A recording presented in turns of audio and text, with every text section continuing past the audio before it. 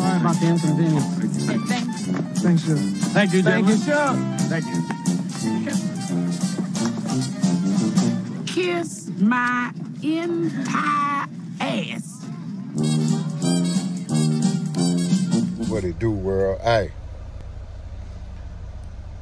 Glenville. Hey, Judge Glenville.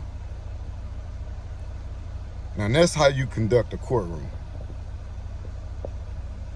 See, that's how you conduct a courtroom, dude.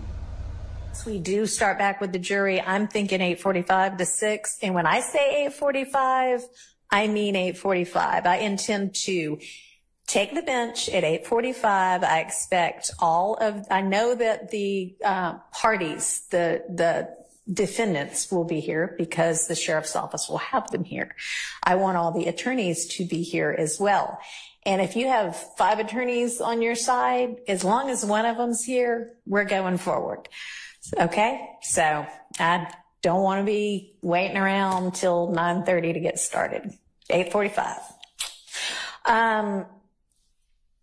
All right, so that's that. So a couple of things have been brought to my attention that some people might like changed now that have a fresh face. And y'all, some of these are really kind of insignificant, but I'm going to go ahead while we've got some time and bring them up. Food in court. Everybody can have water whenever they want to. The attorneys can have, whatever drink they want to, as long as you're not klutzy like me and don't spill it all over everything. I guess if you do, that'll be your problem. If we are working through lunch and the jury's out and we're working and y'all are here and the clients are here, that's okay. But snacking while trial's going on, we're not going to be doing that, okay? So if we are working through lunch, if we are working late and it's dinner time, it will be okay to the attorneys or the defendants have food. Not while somebody's on the stand testifying, okay? We're not at a movie. We're not going to be eating popcorn. All right. Hopefully that'll be all I have to say about that. Apparently, one of the first things that I don't know how many different deputies told me was the clothing for the clients has gotten a little out of hand in terms of how much they all have now. I don't know, but y'all need to maybe get together and let's exchange most of that. And sure, they can have new outfits for court, but it sounds like they're like full wardrobes full of clothing for some of these defendants. And that's just a lot for the deputies to have to keep up with. So how about if y'all check in and maybe through Miss Rosser, y'all all know Miss Rosser, I think. She's not even here today. Yes, she is over there. Miss Rosser, my fabulous litigation manager. And let's make sure that it gets whittled down to a manageable amount of clothing, like there are only going to be 5 days in each week. So even if they had a different outfit every day, that would only be 5 outfits. Okay. We shouldn't have 20 different outfits for anybody. So y'all need to clear out apparently the closet. So now I've done that for the deputies. They'll be more happy. Okay. Next topic. Minimizing disruptions in court. I don't exactly know what that means yet, but let's try to conduct court in a way that minimizes disruptions. And we'll just leave it at that for now. There was an issue about apparently, and I'm not even sure if I understand exactly what has gone on with this, but the defendants listening through earpods to things on laptops while court is going on.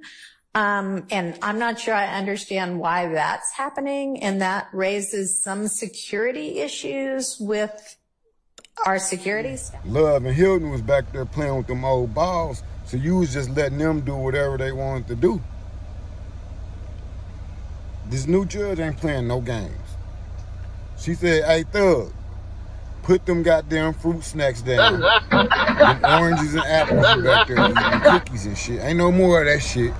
Ain't no more listening to the latest music. Y'all can cut that shit out too. Hey, love. She said you can't just be building the case as it go. Did you hear that, love? No more building the case as y'all go. All that shit better be already in. Affidavits, everything. Reports, everything. Because y'all ain't had one report yet. How the hell y'all having a trial and ain't got not one report? They'll let you know they was on some bullshit when they tried Thug in this case, man, and YSL. This shit was premeditated and everything. Like, they ain't have shit. They just like hoping a nigga cop the plea, man.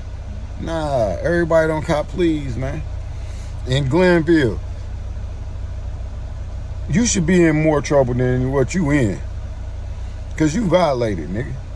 You violated niggas' constitutional rights, nigga. Real talk. I don't care what nobody say, man. Nigga, you can't be doing that. Because you got two motherfuckers playing with your old balls. So you don't let the other side hear what's going on.